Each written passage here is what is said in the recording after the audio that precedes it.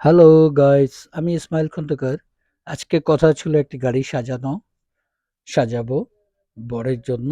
আমি এসে পড়েছি। আমরা অনেকেই এসেছি গাড়িটি সাজাবার জন্য, যে গাড়িতে করে বর যাবে বিয়ে করতে। আমি ঢাকা থেকে মাওয়া ফেরঘাট এসেছি।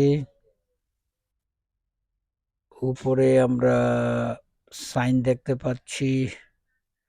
যাই হোক, ফুল, কেউ বা ফুল এনেছে, কেউ এনেছে কেচি, কেউ এনেছে কস্টেপ, কেউ এনেছে ফুল। সবাই মিলেমিশে বরের জন্য গাড়িটি সাজাচ্ছে, কস্টেপ পেঁচিয়ে দিচ্ছে, তারপর কাঁচি দিয়ে কেটে নিচ্ছে। কেচি, গোলাপ, খুব সুন্দর। গাড়িটি সাজাবার জন্য আছে গোলাপ ফুল, তার সাথে আছে নেট। সামনে থেকে পিছন পর্যন্ত দেওয়া হবে যে নেট।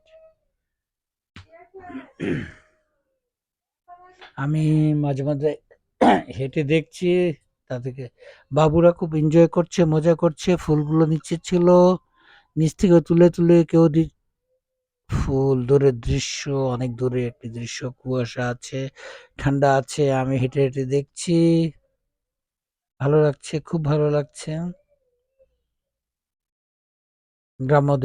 গ্রাম্য দৃশ্য সত্যি।